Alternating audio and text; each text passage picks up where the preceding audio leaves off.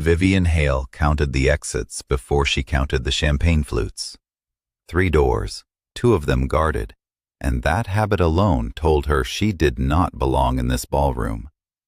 The chandeliers above her threw gold light across marble floors, polished so bright she could see her own reflection looking smaller than she felt. But the laughter cutting through the string quartet was louder than any of it, and it was aimed directly at her. "Nobody wants you, Vivian." Margaret's voice carried the practiced cruelty of a woman who had spent her whole life being applauded for it. She stood in her emerald gown with one manicured finger pointed at her younger sister's chest, and the guests nearest them had already stopped pretending not to listen. 20 years old, and still nobody's chosen you. Not even close. I married a CEO by your age. You cannot even get a second date." Vivian felt her face go hot, the particular heat of humiliation that has an audience. She did not cry, though her eyes stung with the effort of holding it back, because crying would only give Margaret more to work with.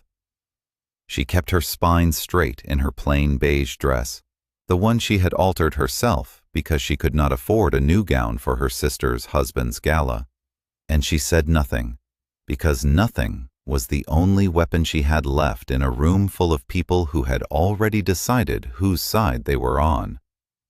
That is when she made the mistake of looking up, because across the ballroom, through the crowd of tailored shoulders and jeweled throats, a man had gone still.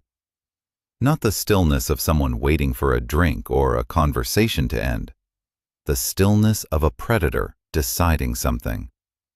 He was perhaps in his mid-40s, silver threading through dark hair combed back without a single strand out of place. A charcoal suit cut so precisely it looked like it had been built around him rather than put on. A thin scar traced the edge of his jaw, pale against olive skin, the kind of mark that had a story nobody would ask him to tell twice.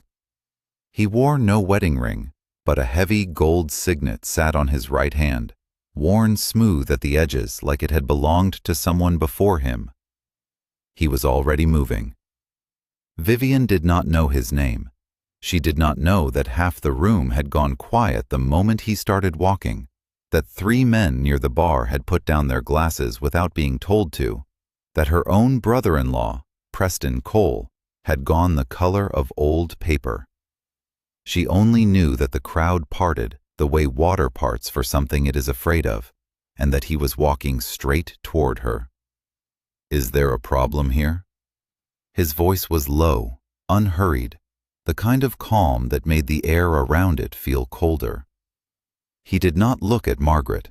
He looked at Vivian, and something in his gaze made her chest tighten in a way she did not have a name for yet. "No problem, Mr. Moretti." Preston appeared at his wife's elbow so fast he nearly knocked over a passing tray of champagne. "Just family talk, nothing that concerns you." "Everything in this room concerns me." Dominic Moretti said it the way other men might comment on the weather, without inflection, without threat, and somehow that made it land harder than any raised voice could have. "I own the building we are standing in. I financed the wing of the hospital your foundation just took credit for, and I do not particularly enjoy watching a grown woman humiliate someone half her size in front of 200 witnesses." Margaret's mouth opened and then closed again, because there was nothing in her arsenal built for a man who did not care what she thought of him. Dominic extended his hand to Vivian, not to Margaret, not to Preston, and the gesture was so unexpected that for a moment she simply stared at it. His hand was large, the knuckles marked with old, faint scars, the nails clean and short. "Dance with me," he said, and it was not quite a request. She should have said no. Every practical bone in her body told her to say no, to walk away and find her coat and leave this gala the way she had planned before her sister decided to make a spectacle of her. But something about the way the room had reorganized itself around this one man, the way even Preston Cole, who owned 3 restaurants and sat on 2 boards, would not meet his eyes, made her curious in a way that overrode caution. She put her hand in his. His grip was warm and certain as he led her toward the center of the floor, and the quartet, without being asked, shifted into something slower. Vivian had not danced with anyone in over a year, and she was suddenly aware of every place his hand touched her. The small of her back, her fingers laced loosely with his, the exact half-foot of space he kept between their bodies that felt less like propriety and more like restraint. "You did not have to do that," she said quietly, once they were far enough from her sister's glare that she trusted her voice not to shake. "I did not do it for you." His eyes, dark and unreadable, moved over her face like he was cataloging something. "I did it because I do not like bullies, and because that woman's husband owes me a debt he has been very slow to repay." Tonight seemed like a reasonable moment to remind him of it. It should have stung, hearing that she was incidental to whatever game he was playing. Instead, she found herself almost relieved, because at least he was honest about it, more honest in one sentence than her own family had been in years. "Then I suppose I should thank you for the convenient timing." The corner of his mouth moved, not quite a smile. "You are not what I expected." "You did not expect anything. You did not know I existed 10 minutes ago." "That is precisely my point." He turned her slowly, and for one dizzying second the chandeliers blurred into gold streaks above her. Most women who have just been humiliated in front of 200 people either fall apart or perform recovery for the audience. You did neither. You simply waited. "Waiting is not the same as doing nothing," Vivian said. "I was deciding whether it was worth the energy to respond." "And was it?" "No." She held his gaze, surprising herself with her own steadiness. "It never is, with her. She has been doing this since we were children. I stopped feeding it years ago." Something shifted behind his eyes, something that looked almost like respect, though she told herself she was imagining it because the alternative felt dangerous. The song ended, and he did not immediately release her hand. "What do you do, Miss Hale?" He knew her name. She had not told him her name. "I audit small business books for the city. Compliance work. Very boring." She tried to pull her hand back gently, and found he let it go at exactly the moment she wanted it, not a second before or after, as though he had been reading her intention off her skin. "How do you know my name?" "I make it a habit to know who is in a room before I enter it." He said it simply, without apology, the way other men might mention what they had for breakfast. "Your sister's husband has been late on payments for 3 months. I did some research into the family before tonight. You were a footnote, an interesting one." The word footnote should have annoyed her. Instead, she felt an odd thrill at being called interesting by a man who clearly found very little interesting at all. "I should go," she said, though she made no move to leave. "You should." He studied her a moment longer, something calculating behind the stillness of his face. "But you will not. Not yet, because you have questions, and you are the kind of woman who does not walk away from a question she has not answered." He was right, and that unsettled her more than anything else that had happened all night. Before she could respond, a man in a dark suit appeared at Dominic's shoulder and murmured something too low for her to catch. Whatever it was drained the last trace of warmth from Dominic's face, replaced it with something flat and dangerous. A version of him she suspected very few people were allowed to see and live comfortably afterward. "Excuse me," he said, already turning. "It seems the evening has other plans." "What is happening?" Vivian asked, though she was not certain she wanted to know. "Nothing that concerns you." The words were the same ones Preston had used earlier, but they landed entirely differently coming from Dominic, less dismissal and more warning. "Go home, Miss Hale. Now would be a good time." He walked away without waiting for her agreement, 3 men falling into step behind him like iron filings pulled by a magnet. And Vivian stood alone in the middle of the dance floor, with her heart hammering for reasons that had nothing to do with her sister's cruelty, and everything to do with the man who had just told her to run. She did not run. She followed, at a distance, curiosity overriding every instinct that told her this was none of her business, until she reached the edge of the ballroom where a service hallway opened toward the kitchens. 2 men in suits blocked the corridor, but through the gap between their shoulders she caught a glimpse of Dominic speaking rapidly, quietly, to a 3rd man whose hands were shaking. "They found the 2nd ledger," the shaking man was saying. "Cole's people, they know about the transfer accounts." Vivian's stomach dropped, because compliance work had taught her exactly what the words "second ledger" and "transfer accounts" meant when spoken in a hallway with that much fear behind them, and it was not anything legal. She stepped back too quickly, her heel catching the edge of the marble threshold, and the small stumble was enough.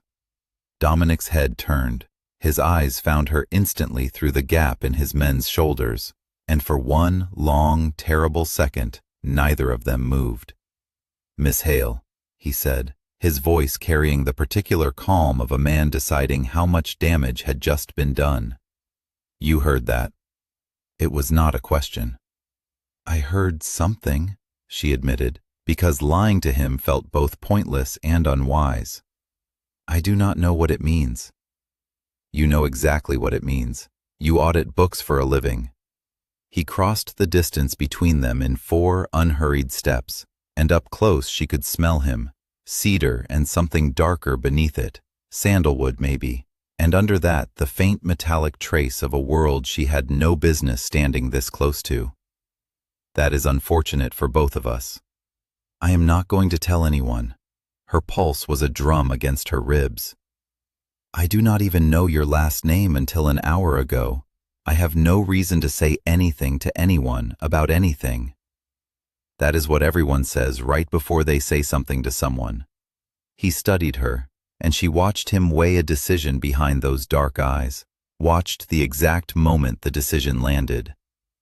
"You are coming with me." "Excuse me?" Not as a request. He did not touch her, but he did not need to. The 2 men who had been blocking the hallway had already repositioned themselves behind her, and the exit she had counted earlier, the one nearest the kitchens, was no longer an option. "You walked into something you cannot walk back out of tonight. I am not going to have you sitting in a police station tomorrow morning, answering questions about numbers you should never have heard. You are coming with me until I decide what to do about this." Fear moved through her, sharp and real, but underneath it something else stirred too, something that felt uncomfortably close to trust in a man she had known for less than an hour, and that frightened her more than the danger itself. The car was black, unmarked, and it smelled of leather and the same cedar note that clung to Dominic's collar. He sat across from her, not beside her, his phone already in his hand, thumbs moving fast over the screen while he issued instructions to the driver in a tone that brooked no argument. Vivian watched the city slide past the tinted windows and tried to slow her breathing, tried to remember that panicking never solved anything, that the only tool she had was her mind, and her mind needed to stay clear. "You are not going to hurt me," she said finally, testing the words in the air between them. Dominic looked up from his phone. "No." "Then what exactly are you going to do with me?" "Protect you until I understand how much danger you are actually in." He set the phone down on his knee. "Cole's people found a ledger tonight that should not exist outside a locked room in my own house. If they know I have transfer accounts moving money through his restaurants, they know a great deal more than they should, which means someone inside my organization has been talking. You witnessed a conversation about it in a public hallway at a party your own sister invited you to. That makes you a loose thread in a situation that already has too many." "I am not a thread. I am a person." Something in his expression flickered, some acknowledgement she had not expected. Yes, you are. He looked at her a moment longer than necessary, which is exactly the problem. They arrived at a townhouse in the West Village, narrow and unassuming from the street, the kind of building that gave nothing away about who lived inside it. Dominic led her through a marble foyer and into a study lined with dark wood shelves, and she noted, without meaning to, the framed photograph on his desk of a woman who shared his jaw and his eyes, faded at the edges from age, tucked in a silver frame that had clearly been polished more recently than anything else in the room. "Your sister," Vivian said before she could stop herself. Dominic's jaw tightened. "My wife." The word landed between them like a stone dropped into still water. "I did not know you were married." "I am not, anymore." He did not look at the photograph, though every line of his body seemed pulled toward it anyway. "Rosa died 11 years ago. A message meant for me, delivered to the wrong car on the wrong night. I have spent every year since making certain that particular mistake is never repeated." He said it flatly, the way a man recites a fact he has said so many times it has stopped hurting him out loud, even if it still hurts everywhere else. "That is why I do not tolerate loose threads, Miss Hale. That is why you are standing in my study at midnight instead of going home to whatever ordinary life you were living yesterday." Vivian did not know what to say to that, so she said the only thing that felt true. "I am sorry. That is an unbearable thing to carry." He looked at her sharply, as though the sympathy had caught him off guard, as though he had expected fear or apology or bargaining and gotten something else entirely. "Most people offer condolences to get something from me afterward. What do you want, Miss Hale?" "Nothing." She held his gaze, refusing to let the sharpness of the question rattle her. "I am saying it because it is true, not because I want anything from you. My sister has spent her whole life making me feel small in rooms exactly like the one we just left. I know what it costs to survive something like that. I do not know what it costs to survive what you survived, but I imagine it is worse." The silence that followed was long enough that she began to wonder if she had said something wrong. Then Dominic exhaled, slow and controlled, and the tension in his shoulders eased by some small, almost imperceptible degree. "You should sleep," he said finally, his voice rougher than before. "There is a guest room upstairs. Tomorrow we will discuss how to make certain none of this touches you again." That was the moment everything changed, though neither of them said it out loud. Vivian did not sleep well that night. Not because the bed was unfamiliar, but because every time she closed her eyes, she saw his face in the study, the flicker of grief he had let slip before he caught himself. In the morning she found him in the kitchen, sleeves rolled to his forearms, making coffee with the same precision he seemed to bring to everything, and for a strange moment he looked almost ordinary, almost like a man instead of whatever the ballroom had told her he was. "You are still here," he said, sliding a cup toward her without being asked. "You did lock the door." She wrapped her hands around the warm ceramic. "Was I supposed to climb out a window?" The corner of his mouth twitched, closer to a real smile this time. "I would not have stopped you. I locked the door for your protection, not your confinement. Cole's men do not know this address, but I did not want to take chances with an unfamiliar city at 3 in the morning." "How considerate of you," she said dryly, and something about her tone made him actually smile, brief and unguarded, gone almost as quickly as it appeared, but she had seen it. Over the following days, what should have been a temporary arrangement stretched longer than either of them planned aloud. Dominic's men confirmed that Preston Cole's people had traced Vivian back to the ballroom, that her name had been mentioned in at least one conversation among Cole's associates, and that leaving her unprotected was no longer a reasonable option. She moved through his world with the same steady competence she brought to her audits, cataloging threats the way she cataloged discrepancies in a ledger, noticing what others missed. When one of his men grew careless with a security detail near the townhouse, she was the one who spotted the pattern in the man's movements outside, the same black sedan circling the block 3 times in an hour. And it was her warning that let Dominic's people intercept the surveillance before it became something worse. "You have a good eye," Dominic told her that evening, standing at the window with his hands in his pockets, watching the street below with the wariness of a man who had never fully trusted stillness. "Better than most of the men I pay to watch for exactly that. I spend my days finding numbers that do not add up. People are not that different." She joined him at the window, close enough to feel the warmth radiating off him, careful to keep enough distance that neither of them had to acknowledge how much closer that distance had already shrunk over the past week. "You could hire me. I would probably save you money." "I could." His eyes cut to her, something warm and dangerous moving behind them. "I am not going to." "Why not?" "Because the moment you work for me, you belong to this world in a way you cannot undo. Right now you are still a woman who audits small business books for the city. I would like to keep at least one part of you untouched by what I do." He said it quietly, almost reluctantly, like the admission cost him something. "That ship may have already sailed," Vivian said. "I have been sleeping in your guest room for a week. I have watched your men run security sweeps at breakfast. I do not think there is much of me left untouched by any of this." Dominic turned to face her fully then, and the air between them changed, thickened, the way it always seemed to when he stopped performing distance and simply looked at her instead. "Vivian." He said her name slowly, like he was tasting the shape of it, and it did not sound like her name did in anyone else's mouth. It sounded like something claimed. "I need you to understand something.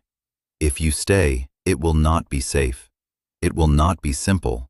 Cole is not going to stop looking for the second ledger, and eventually he is going to realize the reason he cannot find you is because you are here, with me." "I understand the risk." She held his gaze, steady, refusing to flinch from the weight of it. "I am not asking you to make it disappear. I am telling you I am not leaving because you told me to be afraid." Something in him seemed to break open at that, some final piece of armor he had kept in place since the moment he crossed the ballroom toward her. He reached up, slow enough that she could have stopped him, and brushed a strand of hair from her face with a gentleness that felt entirely at odds with everything she had learned about him. "You should be afraid," he murmured. "Everyone who gets close to me eventually pays for it." "I am not everyone." She did not step back. "And I have already decided I am not leaving, so you might as well stop trying to talk me out of it." His hand stilled against her jaw, and for a long moment neither of them moved, the space between them charged with something neither had named yet. Then his phone rang, sharp and sudden, and the moment broke apart like glass. The call was from one of his men, and the news was bad. Cole had made contact with a federal agent working an ongoing investigation into Dominic's transfer accounts, offering the second ledger as leverage in exchange for immunity, and the meeting was set for 2 nights from now at a private event, one Vivian recognized instantly because she had helped audit the venue's books herself, years ago, before any of this began. "I know that building," she said, once Dominic relayed the details. "I know its financials inside and out. I know where the security gaps are because I flagged 3 of them in a report 2 years ago that nobody bothered to fix." Dominic's eyes narrowed, something calculating moving behind them, weighing the offer she had not quite made yet. "What are you suggesting?" "I am suggesting I can get you into that building in a way your men cannot. I know the loading entrance, the camera blind spots, the exact hour the night staff changes shift. I have the floor plans memorized because I spent 3 weeks going through that place with a fine-tooth comb." She met his eyes, unflinching. Let me help you." Absolutely not. The refusal was immediate, sharp. "I did not bring you into this world to hand you a role in a confrontation that could get you killed. You did not bring me into this world at all. I walked in myself the moment I stood in that hallway and heard something I should not have heard. I am already in it, Dominic. The only choice left is whether I am useful in it or just a liability you have to protect while you handle everything alone." She stepped closer, refusing to back down from the anger flashing across his face. "You said I have a good eye. Use it." He stared at her for a long moment, jaw working, some internal battle playing out behind his eyes that she could not fully read. "If anything happens to you," he said finally, low and rough, "I will not survive it a second time." The confession landed heavier than any declaration of love could have, because it was not poetry, it was fact, spoken by a man who had already buried the cost of loving someone once, and clearly had no intention of pretending the risk was smaller this time. "Then make sure nothing happens to me," Vivian said quietly. "But let me help." 2 nights later, the venue glittered with the same practiced elegance as the ballroom where this had all begun, except now Vivian moved through it with purpose instead of humiliation, dressed in dark green silk that Dominic's men had produced without explanation, an earpiece hidden beneath her hair relaying instructions in his low, steady voice. She guided his people through the loading entrance exactly as she had promised, past the blind spot in the northeast camera she had flagged 2 years ago and nobody had fixed, timing their approach to the exact window between staff shifts. Inside, Preston Cole stood near the bar in a tuxedo that fit slightly too tight across shoulders that had gone soft with easy living, speaking in low tones to a man Vivian did not recognize, but whose posture screamed federal agent, even through the expensive suit meant to disguise it. She spotted the manila envelope tucked beneath Cole's arm before Dominic's men did, and she was the one who murmured the location through the earpiece, watching from across the room as 2 of Dominic's people moved to intercept before the exchange could be completed. What she had not anticipated was Margaret, arriving late and furious, scanning the crowd until her eyes landed on her sister standing calm and composed in a room full of danger. Neither Vivian nor Margaret fully understood the shape of yet. "What are you doing here?" Margaret hissed, closing the distance between them with the same predatory energy she had used in the ballroom a week ago. "Preston said you have been missing for days. Do you have any idea what people are saying?" "I do not particularly care what people are saying, Margaret." Vivian kept her eyes on Cole across the room, watching the envelope change hands a half-second too early, watching Dominic's men shift into position. "You should leave. Now." "Do not tell me what to do." Margaret's voice rose, drawing exactly the kind of attention Vivian had spent the last 20 minutes trying to avoid. "You disappear for a week and show up on the arm of some criminal, and now you think you can order me around?" The commotion was enough. Cole's eyes cut across the room, found his wife's raised voice, found Vivian standing beside her, and something in his expression shifted from calculation to panic as he registered that his sister-in-law was somehow tangled into whatever was about to happen to him. He grabbed the federal agent's arm, urgent, and Vivian watched the entire careful plan begin to unravel in real time. She did not wait for instructions through the earpiece.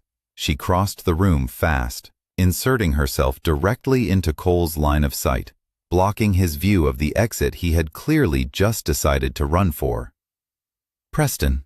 Her voice was steady, carrying the same flat authority she used when confronting a business owner about cooked books.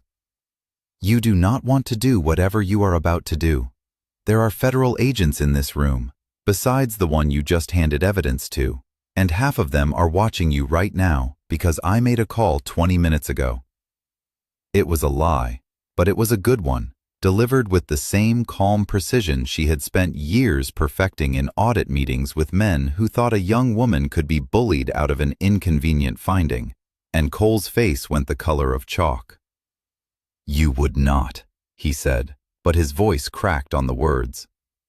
"I already have the family's history with your firm's transfer accounts memorized, Preston. I flagged the discrepancies 2 years ago, and you paid someone to bury my report. I have copies. I have always had copies." She held his gaze, unblinking, watching him crumble in real time. "Give the envelope back and walk away, and maybe I forget where I put those copies." Cole's hand shook as he reached for the envelope still in the federal agent's grip, and the agent, sensing the shift in leverage, the sudden presence of a witness with documentation and no allegiance to either man, released it without argument. Dominic's people closed the final distance a moment later, and the confrontation that could have exploded into violence instead deflated into something quieter, more controlled, resolved by a woman who had refused to be only a witness. Margaret stood frozen through all of it, mouth open, finally, for the first time in Vivian's memory, entirely without words. Dominic reached Vivian's side moments later, his hand finding the small of her back, and she felt the tension bleed out of him in one long exhale. "You were supposed to stay by the loading entrance," he said, low, somewhere between fury and awe. "Plans change." She looked up at him, adrenaline still humming through her veins. "You are welcome, by the way." He looked at her for a long moment, something unguarded moving across his face in front of everyone, in front of his men, in front of Margaret and Preston Cole, and the federal agent quietly slipping toward the exit. "I am never going to be able to control you, am I?" "No." She almost smiled. "You are not." "Good."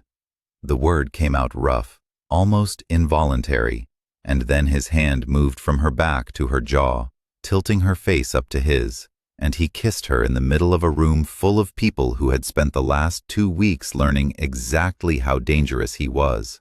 Kissed her like a man finally admitting something he had been fighting since the moment he crossed a ballroom floor for a stranger in a beige dress. It was not gentle. It was not careful. It was certain, the way everything about him was certain.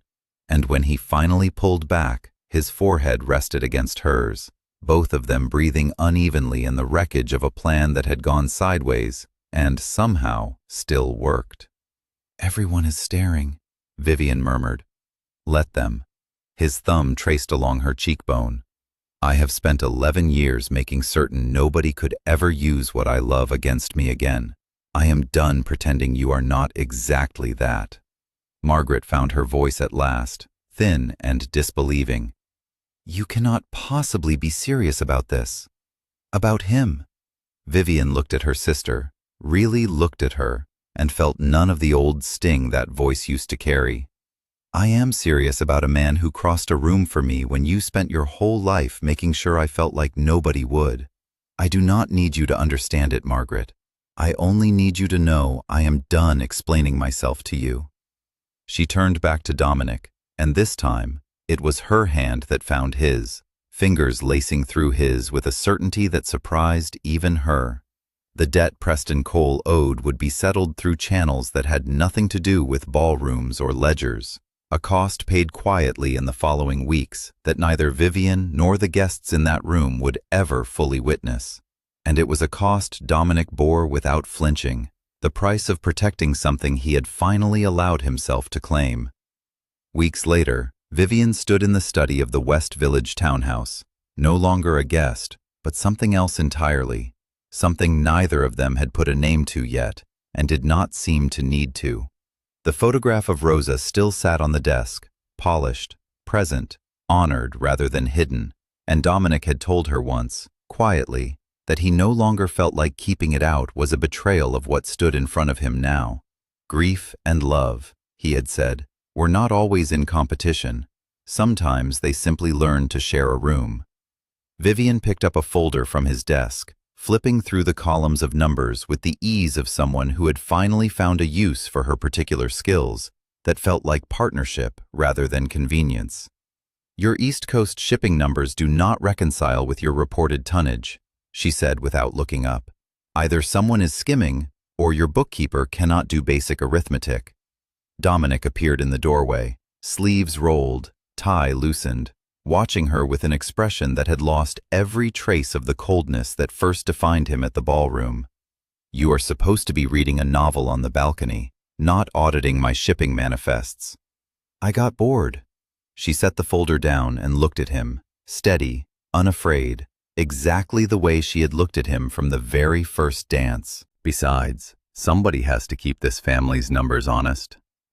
The word family hung between them, deliberate, chosen, and Dominic crossed the room to stand in front of her, tilting her chin up with 2 fingers in the same gesture that had started everything weeks ago. You say that word like it already belongs to you, he said. Maybe it does. Vivian held his gaze, unflinching.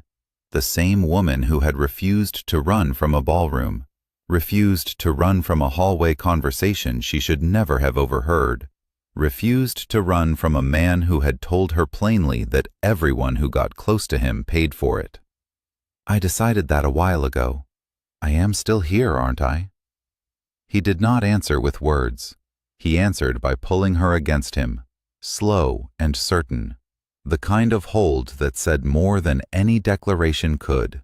And outside the window the city moved on, entirely unaware that somewhere in a quiet townhouse, a woman who had once been told nobody wanted her had just become the one thing a dangerous man refused to ever let go of again.